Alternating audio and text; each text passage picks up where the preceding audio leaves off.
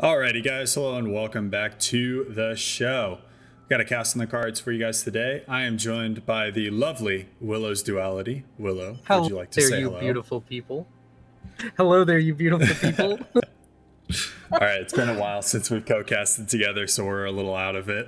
It's all good.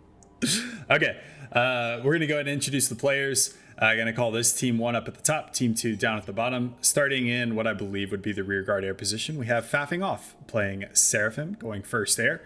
To his south, we have Nightblood going UEF, opening first land. Moving to the east, Sub Q going Seraphim, opening first land. Geneva Convention, Willow, so that I pronounce it correctly. It's convention. I do not care. It's a gaslighting ass name. He's going Aeon. He's going first land. Then we've got Wazap going UEF, opening first land.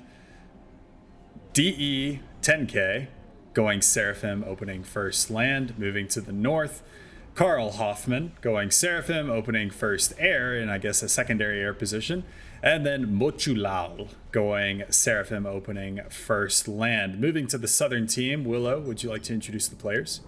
Starting in the far west, we have ourselves a purple Aeon going first land by the name of Captain Numa.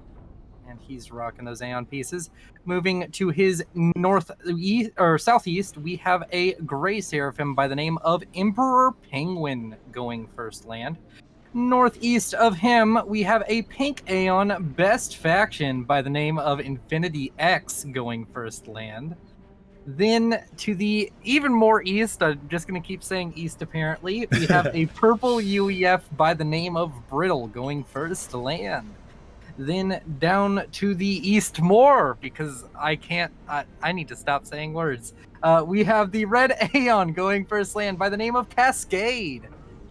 Up to the northeast, we have the white UEF going by the name of Vinyl 117.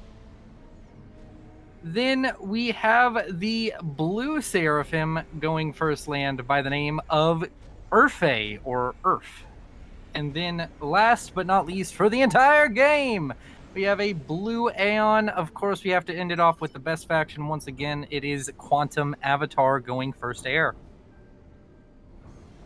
So, you gotta keep throwing it in that the Aeon is the best faction, don't you? Yeah, because you threw it at the bottom of your tier list. So yeah, looking at it, it's a Neuroxis map gen map, right? Yep. And we have Neuroxis map gen and Bomber actually doing some taking out some engineers there for Carl Hoffman. Ooh, in the back nasty. Of Urfe's base. Yeah, I was also confused by the E. We can call him Urfe. That sounds fun. Yeah, Urfe. Yeah, it's very French. That's it. Okay, gotcha. But that bomber getting super value. It's already one vet with pretty much like 200 or almost 300 mass killed, right? Yeah, 210 coming up on 260 right there. Bagging a fifth engineer. Sorry. So basically, what this T1 bomber is doing, and what if you're a low-rated player, I know a lot of lower-rated players watch me. On team games, it's not nearly as significant as it is in ladder, but killing off any of the first about 10 engineers of your opponent drastically sets behind their build order and really can slow them down. In team games, it's not as significant because you can let your teammates like kind of cover up the weakness that you had by not dealing with the T1 bomber well, and just build more engineers than tanks. But I would say in this capacity, this T1 bomber in a ladder game would be over. Yeah, especially in like an 8v8, right? Or is this a 7v7? No, it's an 8v8. Yeah, it's an 8v8. 16 glorious players. That's a lot of players. Indeed. So we've got Captain Numa getting it up in with Nightblood here. That was an unfortunate phrasing of those words, but that's okay. No, he's getting it in. He is getting. What's the name? 1 second, I can help. What's the name of the Aeon gun? I don't even know. He does not have it yet. No, like the base name of the weapon. I'm looking it up right now, so don't worry about it. Okay. But he's going to town there with Nightblood, a little bit of support coming in from Infinity X, as well as from SubQ for the various players. So 4 commanders in this little maybe 1 kilometer by 1 kilometer area. They're all going to go at it. And in case you were wondering, it's called the Quantum Disruptor, and he was getting it in with his Quantum Disruptor all over Nightblood. Oh man, I wish I could get it in with my Quantum Disruptor every now and then. Overall, it does seem that I would say Infinity X and Numa are at the disadvantage here, despite being Aeon and such. They just didn't bring as many units to the field and took a punishment for that. That is true. And on the other side of the map, we have actually a very similar situation developing between Mochulal, Urfe, and DE10K. Mochulal and Urfe. Yeah, except Urfe is 2v1 in this scenario, and Mochulal and DE might just be walking down Urfe here. We do have some units coming up from the south out from Vinyl 117, but I'm not sure if that's enough. Be completely honest. Well, I think it'll be enough to make them think twice, but not enough to get them to completely leave well enough alone. Yeah, it does definitely seem that Team 1 is getting the better of both eastern and western flanks with this. They're going to be able to get those mass extractor expansions. Even if it's only temporary, you can use it to upgrade your mexes in the back. The 2 mass a second is more than it seems on paper. How much more? How much more can it be than 2 per second? Well, 3 T1 mexes pays for the upgrade on a T2 mex, like to upgrade to T2. That's true. I'm giving you a hard time. That was mostly, but you did a great job. Thank you. So Infinity X and Captain Numa dropping a T2 point defense, and Emperor Penguin is actually coming up to assist as well with his commander. All of these vanilla commanders, with the exception of Infinity X, working with T2. Faffing off, it does have a gun upgrade, but in sub-Q, it actually seems to just be getting out of there. So it might have been something that Faffing off could have pushed a little bit with his commander, especially with supporting units from Nightblood. And Nightblood, not to mention, has nano repair and gun right now, so he is a super scary Rambocom. He may be a little bit low on health right now, but that's going to come back relatively quickly with that nano repair, and he can just kind of stay in the fight forever. That's actually a really good point. Yeah, I didn't see his commander back there. And speaking of upgrades in general, in the middle, Cascade managed to get T2 on his comm, so it's much like Infinity X and Aeon T2 comm. And T2 is also on the way for Was Up, I believe, as well, if not finished already. In the middle. Hold up. And there is no Cybran in this game. Yeah, that's why I was surprised whenever you opened it up. I was like, he just gave me a free win. Aeon's the better faction because nobody's playing Cybran anymore. Oh man, I debated myself. Geneva Convention, I'm on your channel. Geneva Convention. He has managed to get range and speed on his Aeon comm. We could see him go for Chrono Dampener if he's wanting to play more of the aggressive style, or shield for the back upgrade, or no upgrade, of course, is always an option. Yeah, right now he's just beating the crap out of Brittle. And he's dropped 4 land factories forward, so it seems spam is on his mind right now.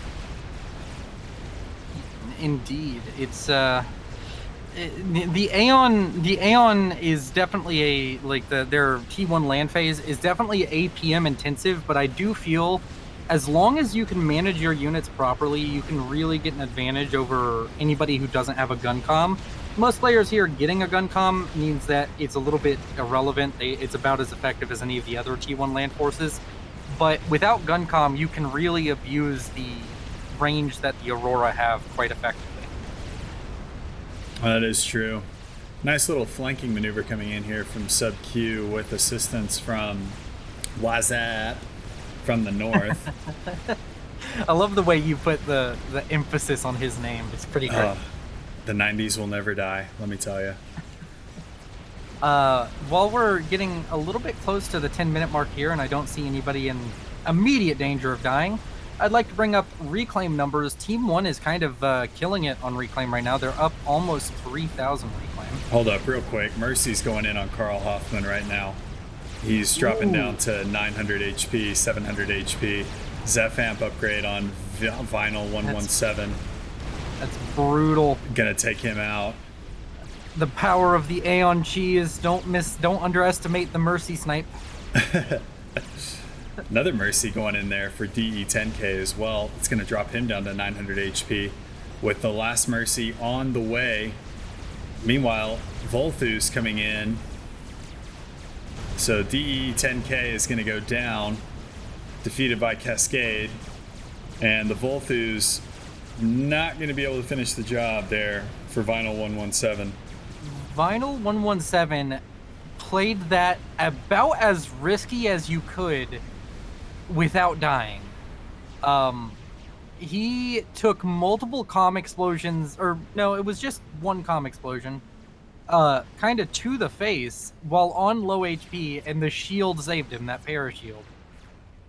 That was a pretty clutch play out of him, and surviving the Volthu is just, that was relying on his teammates, but that's just the icing on the cake. They didn't get a trade back for their 2 deaths. And that's going to leave Team 1 in a very tricky situation, as the eastern flank is just Mochu Lao all by himself. And that's both a scary and fun proposition, because if you manage to get all those mexes up and get them upgraded, oh, you're going to have an easy game. But on the other hand, you have to do that, and it's not a small task. That is true. And I was actually looking at the team chat. So it looks like Geneva told Wazap to go actually grab the mexes that are recently vacated. Geneva himself going for a chrono dampener upgrade right now. So good call earlier on the upgrade. And his opponent, Brittle, going for a shield upgrade. Try and mitigate that a little bit. I want to point out that nobody was going chrono dampener. Like, I've watched a fair ton of replays since I started casting. Nobody was going chrono dampener until I started raving about how broken it is and abusing it in every single game. So I'm taking credit for everybody going chrono dampener nowadays. That is true. I have no idea who did it, whether it was you or somebody else, but all I know is I was playing a game with I think his name's Kamachi Onozuka now, but he used to go by Kappa Senpai. And he went chrono dampener and then just like absolutely annihilated his opponent. I was like, oh, okay, this is like a real thing. But Nightblood taking a good amount of damage from those Oblivion turrets there in the middle. It would appear that Brittle is going to lose his forward position. And by Brittle's forward position, I mean Cascade's forward position that Brittle was occupying. Volthus coming in over the top from Mochulal once again, tickling Brittle's commander. Interceptors en route, though. I don't think he's going to go down here. There's only 3. They have to be able to take him out before. But the comm damage is going to be significant. The comm's getting into range right now. Oh, that's a good point. And it's a speed and range upgrade. Rival interceptors coming into play as well. Volthus, just now the last one dying. That's going to be Brittle's ejection from the game here. That is a tough loss for Team 2, but considering what was just inflicted onto Team 1, it's kind of hard to feel bad for them, because Team 1 lost 2 players in about 10 seconds, and Team 2 is, they're just losing their middle player, Brittle, there, but it's always tough to see a teammate go. I have to do that every time I play with you. I mean, you're always dying first. You're not pulling any punches this cast. Yeah, because I expect you to go whole hog into me in the next one. I'm actually kidding, because I was being sarcastic there. Every time I play with the Duelist, I die in the first 15 minutes. It's like guaranteed. That is actually true. You do die. Out, it's usually actually you left with the dead teammate if we're on the same team. We've got with Brittle's vacation though from the game. I think he's going to Aruba, maybe Tahiti. But Cascade is now going to be moving into his base. Cascade, the highest rated player in the game overall. So we could expect to see Cascade making some pretty good use of that mass from Brittle's old base. And go back to my point from basically 4 minutes ago, or maybe less. But we do have a huge reclaim disparity. Earlier I was talking about 3K. How about more like 12,000 now reclaim advantage for Team 1? They are incredibly ahead on reclaim, and it's significant. I mean, sure, they had 2 players die and they're reclaiming the base. That's part of it. But reclaim is super powerful even if you're reclaiming your dead teammates' stuff. And it's something to keep an eye on. And it's given them a total mass advantage of about 10K. And overall on economies right now, WillowsUp is the richest player in the game at 195 to 200 mass a second. Maybe a little bit different. I don't know. I think that's pretty accurate. And Cascade's quick behind him along with Emperor Penguin. But overall, economically, there's only 3 players, that being Cascade, Emperor Penguin, and WillowsUp, to pass the 100 mass a second point, which is pretty significant. At 100 mass a second, you start seeing the capability to build T3 land and such. So it's going to be pretty significant for these players to kind of catch up economically for Team 2. Very good points. Yeah, was already established in that base. Cascade actually getting down real quick with Brittle's base as well. Penguin did pick up, I think, a couple of the vacated nexus, but I think Cascade's going to be the beneficiary of a lot of the reclaim of those bases. Meanwhile, in the middle, we have Nightblood, Geneva, and Wazap pushing in on Infinity X's T2 point defense. 2 comms, pretty large T2 army. Actually, Sub Q is coming to join the fray as well. Some Ilshivas leading the way. And that is a whole lot of nasty that's getting ready to ram their way down Team 2's throat. Yeah, and it's even more deceiving because you can think, oh, Team 2 has that big army. No, they don't, because Geneva Convention has Chrono. So if they Mercy just try Snipe's and going in on Nightblood right now. Ah, that's brutal. Is he going to live? Oh my god, no way! No way he lives. He's still taking T2 PD fire, down to 200 HP. Gets under the parashields, though. Man. Apologies for cutting you off there. No, you're good. You're good. Oh, man, that was a crazy close situation for Nightblood. I think Nightblood needs to go home and lick some wounds. He has that nano upgrade and 3 ranks of vet, but I would be like, it's time to go home for the day. At this point, I don't want to lose everything on a little push with my comm. Well, you know what Nightblood is a reference to, right? I do not. Oh, you don't? Enlighten me. You've never seen The 100? I've never seen what? The 100? No, I have not. Oh, it's a great TV show. For any of you guys that are looking for a good show to watch, The 100 is fantastic. It's a good sci-fi show. It's about a post-apocalyptic wasteland on Earth after a nuclear war.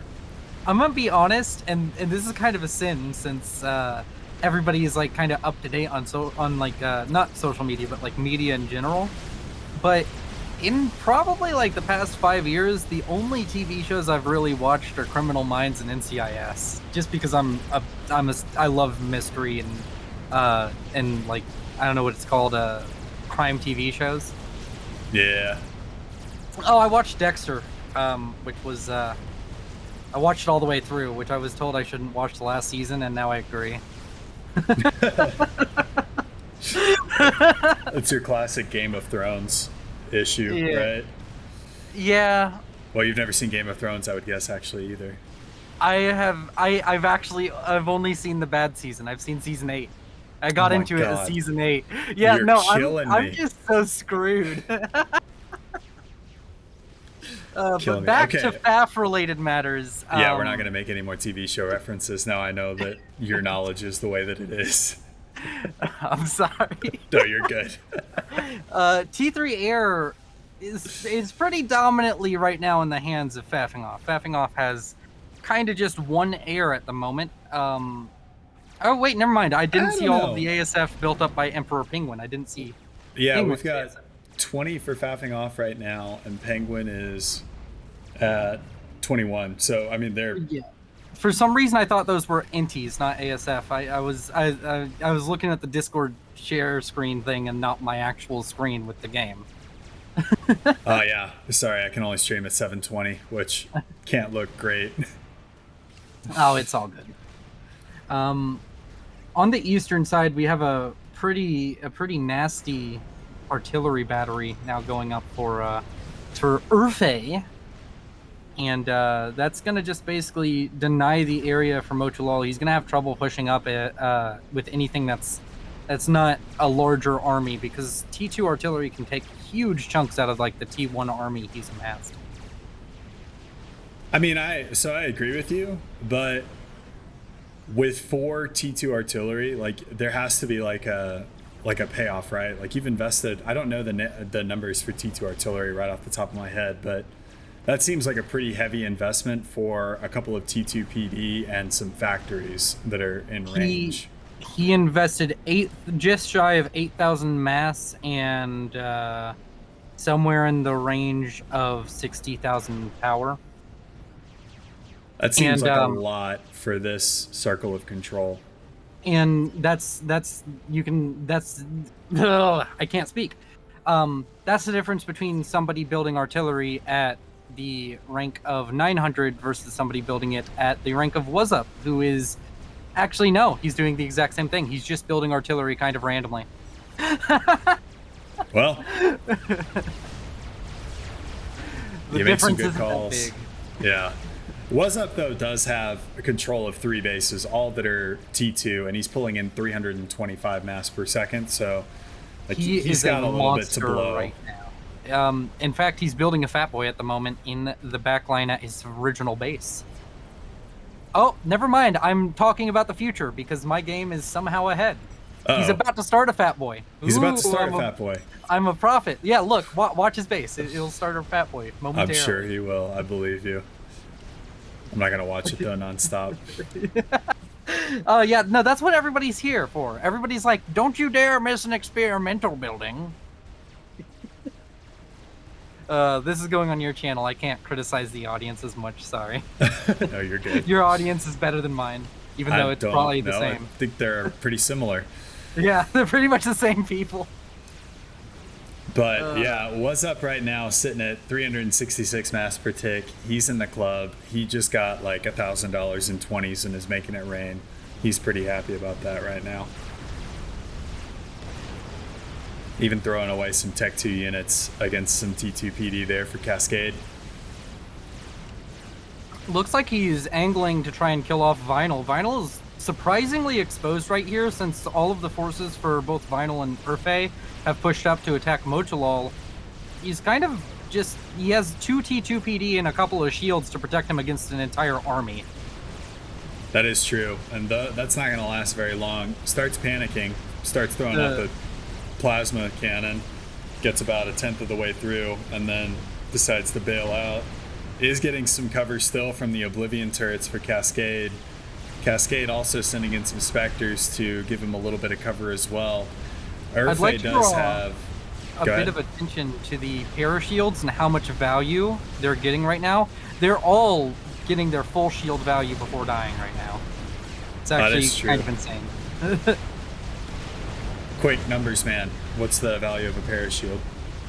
It has 3,000 HP, so its shield has 3,000 HP, so technically it's infinite value, because as long as the shield regens, you know, unless you're asking like the cost. Don't give me the technicalities. That's fine. 3,000. That was a little harsh. I didn't mean for it to be that harsh. It costs 220 mass, I think, so it's not that expensive either. That is true. It does have a pretty significant energy cost, but I mean, wow, we're talking semantics right now. Vinyl has been overrun. Urfe is soon to follow, and everybody focuses their attention on Vinyl. Does have the Zeph amp and a T2 upgrade, but his commander, look at that HP just melt away on that commander, down to 1k HP, and he is out of there, baby. Defeated by What's Up? And with that, we're looking at, instead of an 8v8, we're looking at a 6v6. That's crazy. 4 players ejected, still a 6v6. That's what you get with these 8v8 matches. I wonder how long this took to play in real time, because I cannot imagine there were no connection issues. I don't know. I don't want to imagine.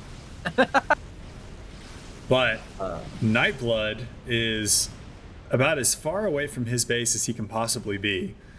He is sitting on the front line. He has Zeph amp and a shield. Of kilometers. He could go into that pond on the eastern side. That would be as far away. Actually, you could just go to the other corner. He's getting tickled by a restorer right now, though, from Quantum Avatar. And a nice little air engagement. Penguin coming in behind faffing off's ASF. Great maneuver there. That's going to mop up almost all of the ASFs there for faffing off. And those trap bombers have free reign along with the restorer to just kind of kill Nightblood.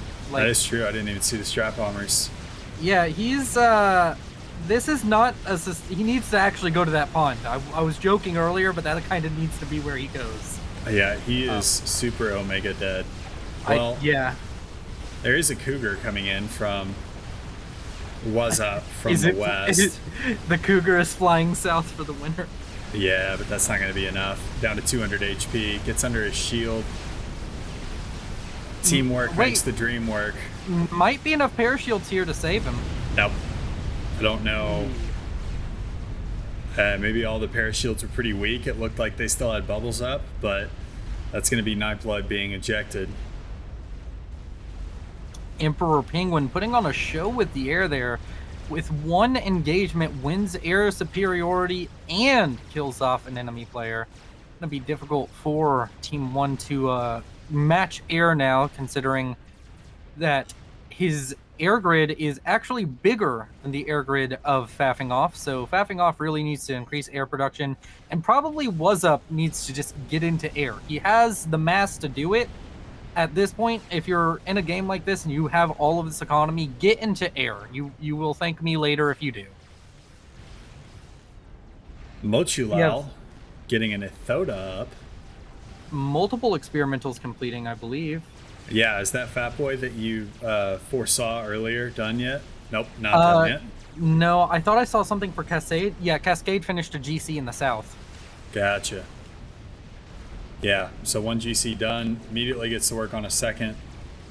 And that is going to be exactly what team number 2 needs in order to head off this Ethoda coming in from Mochulal. The Ethoda wins the GC Ethoda fight if the GC does not micro and miss every single plasma ball. I did not know that. One plasma ball is all it takes, I'm pretty sure, for the GC to lose, unless they change numbers. If they stand and fight, the GC dies. I did not know that. I thought the GC wins against the Ethoda because it has a higher HP pool. It has a higher HP pool. It has a higher HP pool and costs more and still loses. Well, that's just the best of all worlds. Yeah, it's great. The argument against it is it's really good against T3 armies because it can suck up units, but the Ethoda is really good against T3 armies because it has a lot of AoE and high rate of fire. So yeah, I don't get it either. But I that's one of the things I actually like. If I was gonna submit like a balance change request, I don't think the GC should cost more and do less. Oh, you don't think it should cost more and do less? Like, I know Chrono is broken, but we don't need to balance all of Aeon around that. I thought you said the Aeon was the best faction, as is. They don't need any buffs. They don't. I'm wrecking people with them. I beat you in a 1v1, therefore I know everything. That is true. You did beat me in a 1v1 6 months ago. The only 1v1 we've ever played. I'm not a 1v1 player, so I'm gonna call it a fluke. Just sit on my high horse.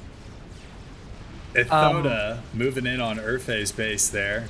Urfe, not a whole lot to defend against it. Has a handful of Ilshivas and a siege tank. There's also strat bombers in the northwest killing off the air grid for faffing off. Oh, that's tasty. Yeah. There's a lot happening. Faffing off's not going to be too happy about that. The experimentals, though, are mostly just going to posture against each other, fluff up their feathers, and then leave. Meanwhile, faffing off has lost what looks to be 2 air factories here. I don't think he lost any power, though. Team 1 really just needs to stop the bleeding in the air. Everybody needs to be producing Cougars, Redeemers, Bouncers, whatever the Seraphim one's called. Oh, wait, no, there are no Bouncers because Cybern wasn't picked. Yeah. Penguin's that wasn't throwing shade. No, I know. Okay. Penguin is just parking his ASFs over faffing off space. Bags 2 power generators. That's going to be another power generator. T3 HQ is going down as well. Faffing off is in trouble in the air. He's in trouble in general. The strat bombers are still there, and we could see him just try and kill faffing off. Or yeah, they are. Oh, never mind. They do have Redeemers in the vicinity. I'm still waiting for What's Up to get into. He's getting into air finally, but he's only at a T2 HQ. He has kennels to help, but that's not enough. He needed to get in about 5 minutes ago. Well, he is only at about 570 mass per second, so you can't expect him to move too quickly. A second GC just finished up for Cascade as well. First one's still looking healthy, so that's 2 GCs versus a Fat Boy and a Thoda that is moving in actually on Urfe's static defenses right now. Yeah, while we were looking... Go ahead. Oh, no, you go ahead. Oh, I was going to say there are seven or 8 siege tanks in the mix there, getting absolutely annihilated. Yeah, while we were looking at faffing off, I kept an eye on the Yathoda GC thing. Every time the GC gets close, the Yathoda runs away, which I don't get. I guess he also thinks the GC wins. I mean, apparently, well, I guess a lot of people do. I guess it is Cascade, so he would micro it, I'm assuming, and I'm assuming he would know that, but yeah.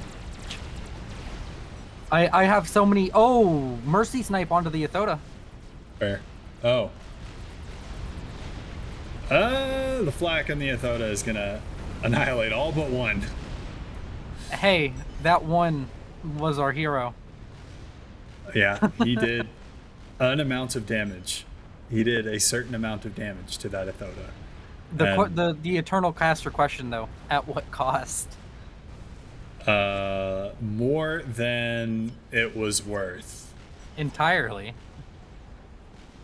Yes. I don't know if you're asking me or not. It's oh man. So in other games, it's not really prevalent in FAF, but in other games like other esports, casters always ask the "at what cost" question. It's like a what's it called? Rhetorical question. Whenever somebody invests a lot and achieves their goal, but they kind of lose because of it. I gotcha. Like they achieved their goal, but they spent way too much, and it's going to cost them the game or cost them an advantage or something. Was up having some power issues. I'm seeing his shields flicker on and off here. He's going to lose some T2 PD as these 2 GCs, hey, that rhymes, are walking in on his forward fire base. Duelist album coming out when? Dude, I tried to get Jagged to do a rap battle for our little duel. He said no.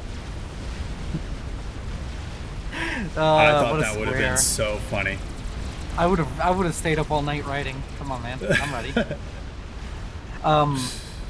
I think he's having power issues because he has like 1 million rover drones helping to build RASCOMs. That'll do it. Because he needs more mass a second. 30-minute check-in on reclaim. Reclaim numbers have evened up. Both teams nearing 100,000 reclaim. So there's your update for that, if anybody wanted to know.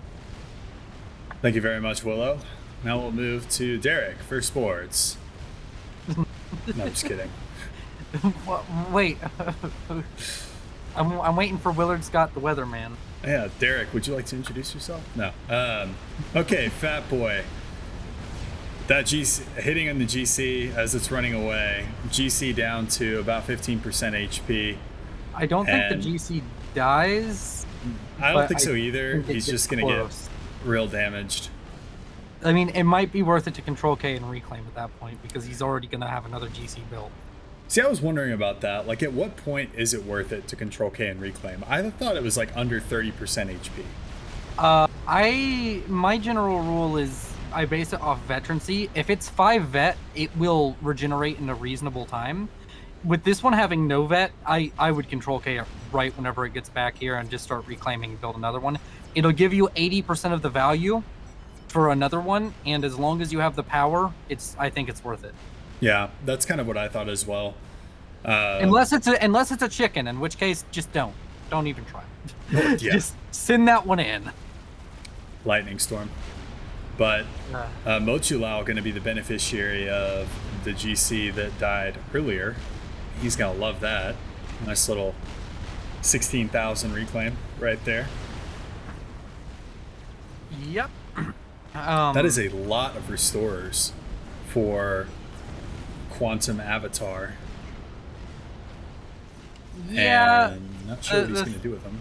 The thing with the restorers is unlike with ASF or unlike with like strap bombers or something, you can just counter them with mobile flak. Like even if you have a ball of like 50 to 60, even 70 restorers, if you have enough parashields and flak, which I think that Was Up does have, it kind of just means that your restorers are just tankier ASF at this point. You can't really just send them in whole hog. Yeah, it's something like one restorer can take out 3 ASF or something like that, I believe. They are great at fighting ASF if the ASF have to fight into you, but they're kind of horrible because they can't chase ASF. And as far as just like strat run on the Fat Boy, dealing with ground units, the anti-air can actually kill it. And yeah, not gonna be able to kill it off, I don't think. But will they get any of them get a second pass? Well, yeah, it looks like these two might get another pass. Depends on how quickly they turn. They're not going to. Not with the Redeemers and the Cougars. Oh, not the Cougars. Oh, wait. Nope, got it. Oh, my word. By the skin of his teeth, that bomber dropped his bomb and was like, ha, I'm taking you with me. Yeah, but Willow, I have a question for you. Is it about the Wassa that's about to finish building? No. The Southwest? I didn't see that. No, I was going to ask you at what cost for the strap bombers. All of the cost. All of the cost. This man out here balling. He's trying to throw away his inheritance.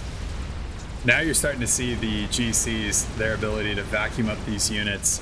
I watched 4 Percivals get sucked in to the little GCs like gravity, anti-gravity arm thing. There goes a siege tank in there. That's going to get crunched. 4 Percivals is almost 5,000 mass gone instantaneously. That is a pretty hefty sum. These 3 GCs, along with the absolute shitload of harbs that they're hauling behind them, I'm expecting these guys to do some pretty serious damage. Zooming out, I'm not seeing a whole lot that can put a stop to this little army. And on top of that, the Awasas just finished, so that can provide any kind of support that this army needs. There's not ASF to worry about, so you kind of just have free reign with that. And now there's a 4th GC coming up from the southwest with Infinity finishing his. That's true. So the only GC, the only experimental in the vicinity was Geneva Conventions. Actually, I take that back. Sub-Q does have an Ethoda inbound. So that's going to be 2 damaged GCs and 1 that is pretty much full health versus that Ethoda. The Ethoda for Mochulal on the eastern side, I think, just died to the Awasa, or Yeah, I think it just died to Awasa or Restorers. I can't tell, but it did just die. The Awasa heading up the eastern flank towards the base of Motolal. Gotcha. So these guys are going to go in there. The Awasa is moving in on Motolal. That's going to be a real juicy bomb right there. Be 30 or so engineers dying. Not the civilians. They were innocent. How Terrible war crimes, Emperor Penguin. Don't you know that the Geneva Convention is on the enemy team? he gonna hunt you down. He gonna get you. But Mochulal's base is Dunzo City at this point. Like, all of his mexes are down. All of his power is gone too. And I'm surprised his HQ didn't die in that latest bomb. Now the Restorers, as well as the Ass Washer, moving in, taking out, well, not taking out, but doing a number on these Sakus. The Sakus! I haven't heard that term yet. And Geneva Convention. Wouldn't it be Saku? Because there's an A in the actual thing. We just don't say the A for some reason. Yeah, but Saku sounds more like a Pokemon, so... Saku. Yeah, exactly. I can see it. I can see what you're saying now. You're right. I'm wrong. Okay, you don't have to roll over to me that easily. I haven't. This entire cast I've been... Wow, I give you an inch and you're like, why are you rolling over? But I give you shit the entire rest of the cast and you're just cool with it. All right, well, if you're gonna start like giving it all to me right now, Cybran is the best faction. Actually, it's not. Seraphim's the best faction, but Cybran is my favorite, and therefore the best. I talked about in a recent cast about swapping to being one of the UEF casters, and people were like, do it! And I'm like, I can't. I'm a sucker for the underdog, and nobody likes the Aeon. Some of the higher rated guys do. And seems me. Like, well, it seems like, yeah, right. No offense. Some of the higher rated guys, and then me. The low rated one. It seems like Jagged every time I turn around is playing Aeon. I think his favorite is UEF still, isn't it? Is it? Okay. Maybe I'm just lucky every time I watch his stream.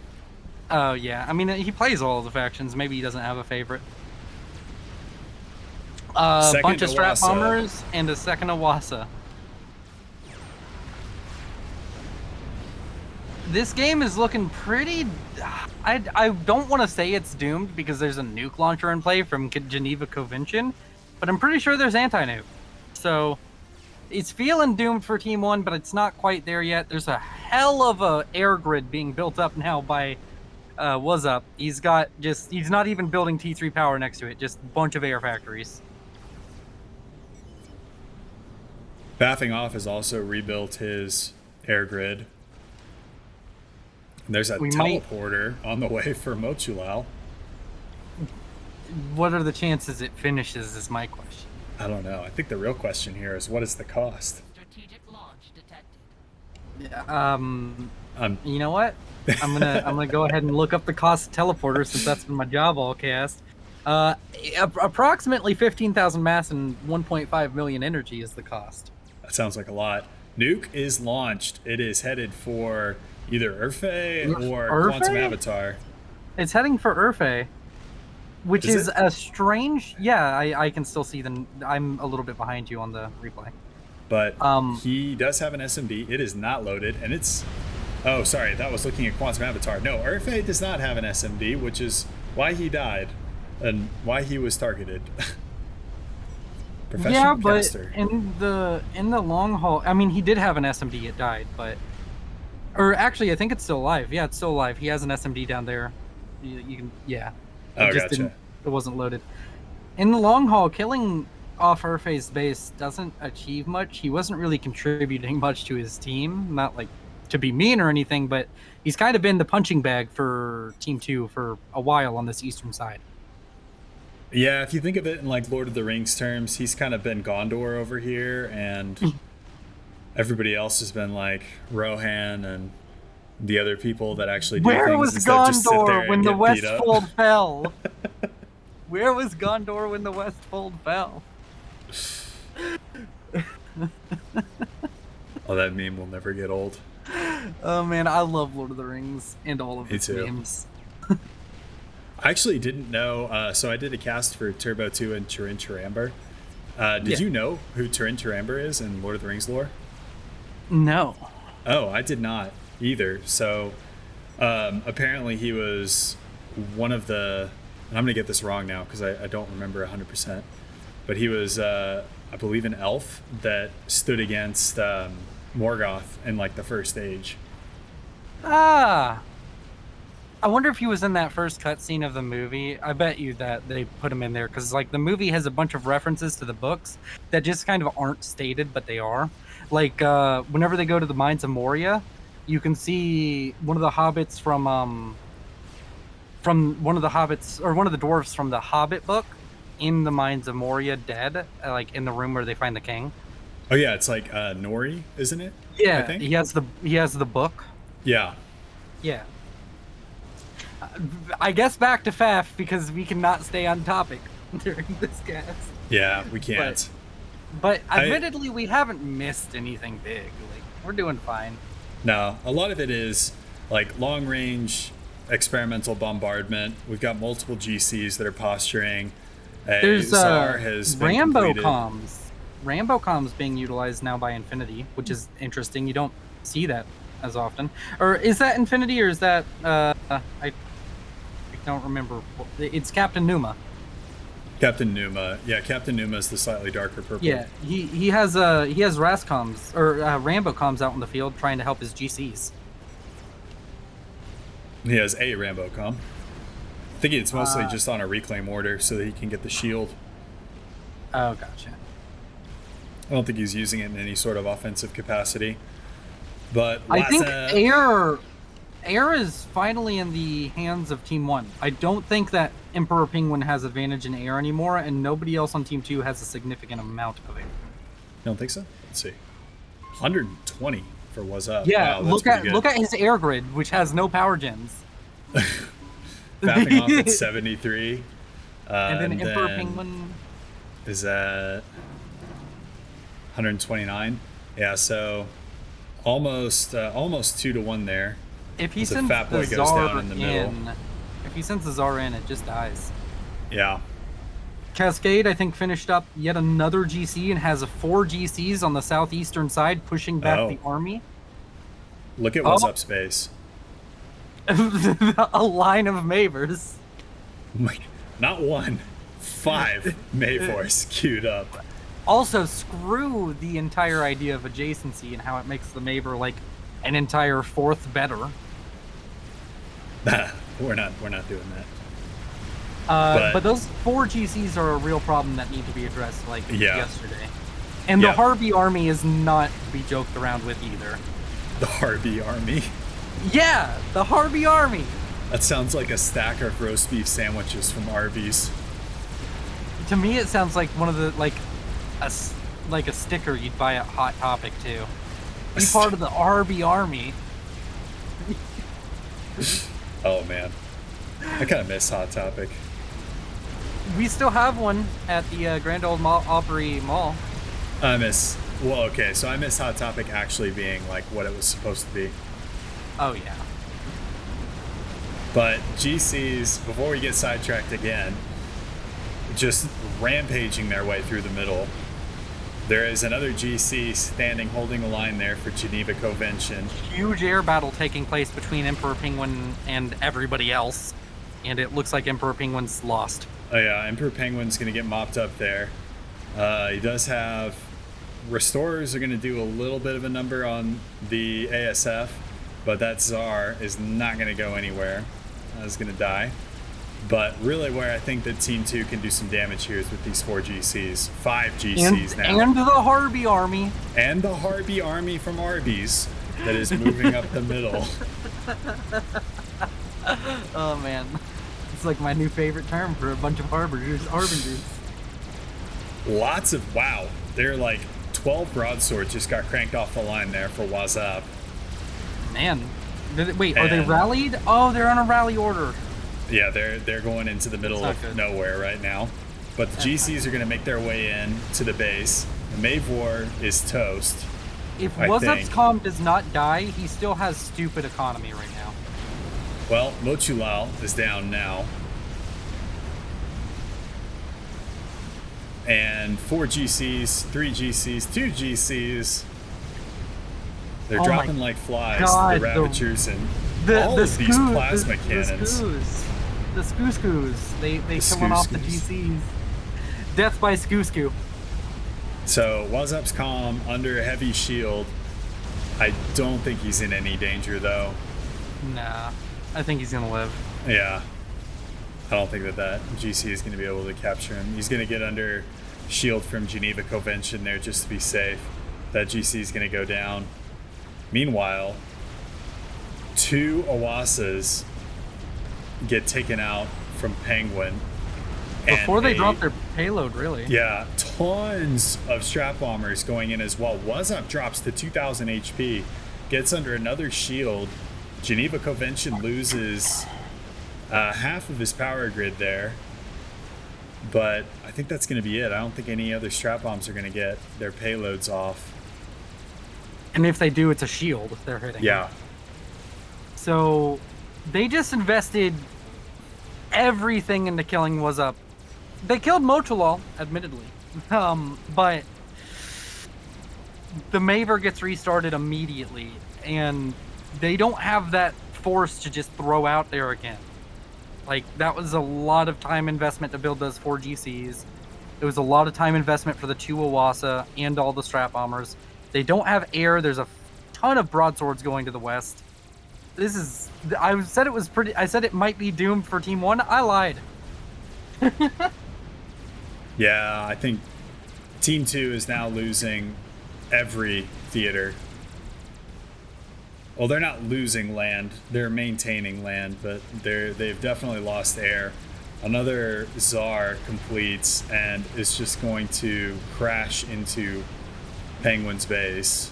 That Tsar was the one from earlier. It's been hanging around the base of Quantum Avatar for a long time.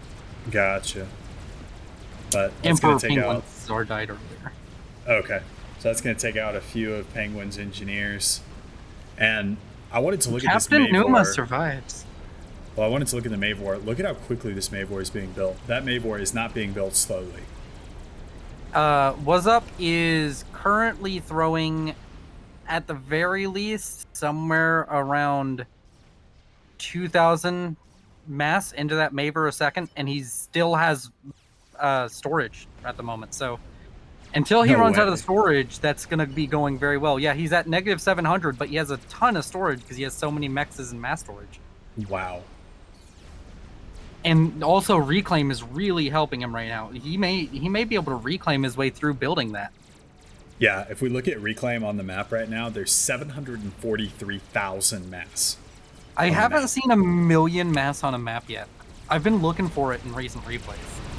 But 4 Ithodas and a huge amount of Redeemers coming in from Sub-Q as well as Geneva Convention, moving in on Cascade's base. Wait, never mind. Cascade has a lot of Harvey Army from Arby's here, but I don't think that's going to be enough. There is a Tsar that Well, the could take out a Harveys, couple, but those Redeemers are going to shred that Tsar. that may be enough Harveys with Shift G. It'll really mess up the not the pathfinding, but the targeting of the experimentals, especially the GC. That's true. Oh yeah, there's another GC back behind it. There is a GC here from Infinity X moving to help out. Needs to be microed still. Oh wait, no, it doesn't. It's doing okay so far. So that's one. The chickens are dying really fast. Yeah, they are. Harbinger is OP. Oh, but is it enough?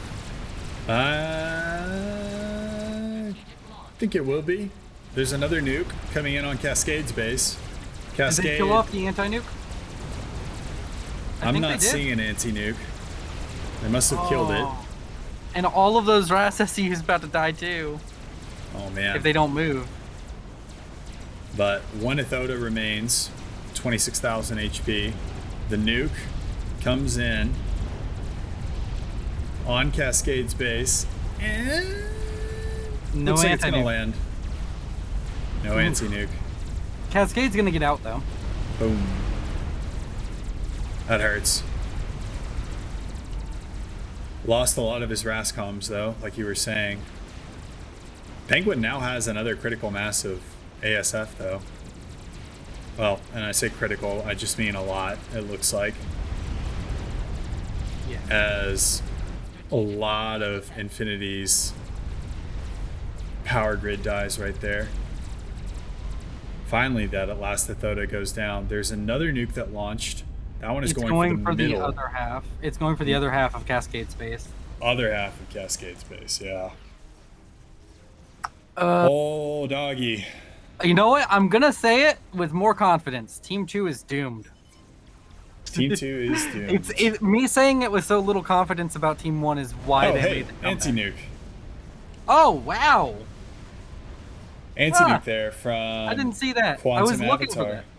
Yeah, he built that anti-nuke pretty far forward. I thought that was a TML, or a TMD. He did. Even still, though, I don't think that really fixes the problem here. There's another cloud of broadswords. It keeps they're gonna Cascade in the game, and Cascade still has a bunch of mass per second and a bunch of Harbingers producing. I mean, they've already shown to be pretty freaking useful, but I don't know if it's enough either. But Yeah, I they're did say pretty Team good. 2 is doomed, so they have to prove me wrong. Caster Kursanol.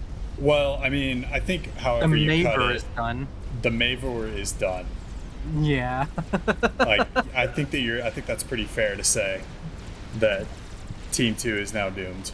In case you were curious, no, he never ran out of mass in his mass storage. He never did. Oh my god. And he is the second one. He's still not out of mass in his mass storage. All right, Reclaim is keeping him in it. Let's watch this thing. Ba-boom. I've actually never had a Mave complete in any of the games I think I've casted. I've had it a few times. I've also had Paragons complete a few times. Oh wow. Yeah. I think I've had everything else. I've had Scathus. Scathus has been pretty Scathus. common. Yeah. But Scathus is the cheapest of like the game indie kind of artillery / economy ones. Learn something new every day. I'm the one that has the science like stuff, but apparently I don't know any of my numbers. Oh, I just know numbers for things that are useless that you don't see in normal games. You know the numbers for things that are useful and you see every game. So together we got it gets nailed. killed by a chain reaction.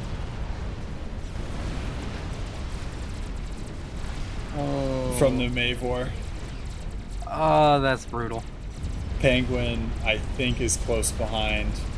I can't see his commander. His commander is next to all the PD and the SMD. It's like underneath. Oh, there it is. Okay. He just gifted everything, he's about to gift everything to Quantum. Sorry, I'm ahead still. I'm a time traveler. Oh man, That advanced nano repair on Urfe is quite the doomed upgrade. Yeah, yeah. Team 2. I don't think they have any cards left. Infinity X is gonna get taken out. What if we activate their trap card? I know you. That's a good point. That's a good point. What's the one? Trap Hole or something that can like take out a Blue Eyes immediately? Yeah. Or we could just summon a Exodia. You know. That's true. I printed a bunch of those and glued them to other cards so that people would think that I had all the pieces. I saw this dude who was running a Yu-Gi-Oh game. He got to the last fight, and it's a relatively long speed run, but he was on track for world record.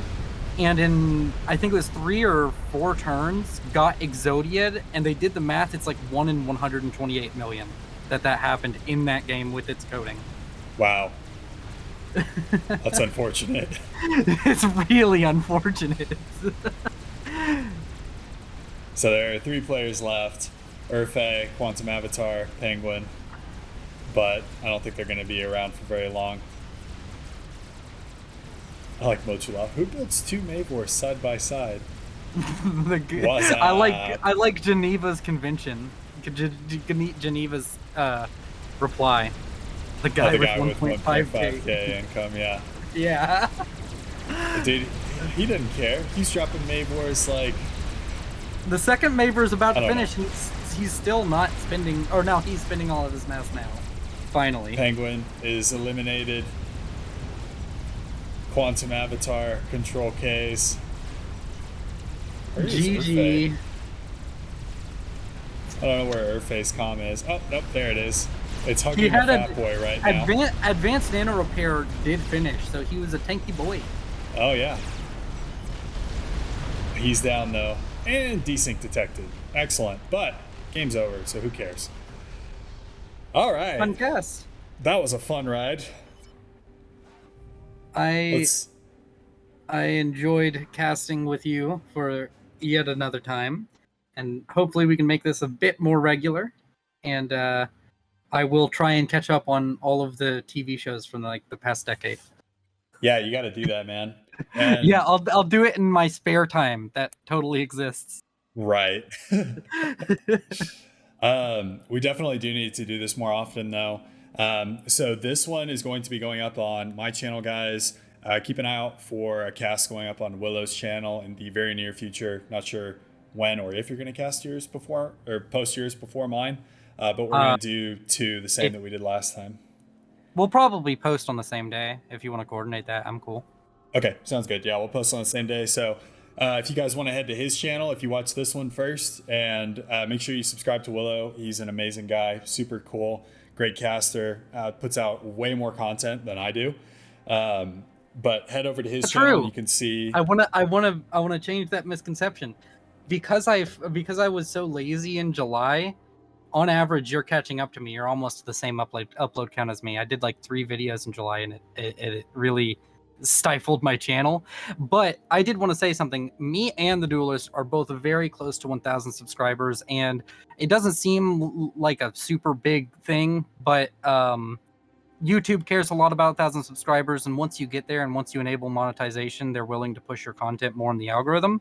So if you want to see more FAF content like the Duelist makes or like I make, subscribe. Like I don't know about Duelist numbers, but on mine, like 30% of people subscribe. It's a red button, it's free, and it really helps out the creators that you're watching. So make sure to subscribe to everybody you appreciate in the FAF community.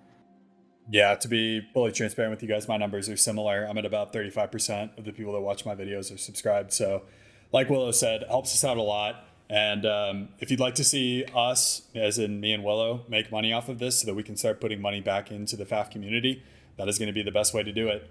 So subscribing helps you as well. But either way, I'm going to wrap the video there unless, Willow, you have anything else to say?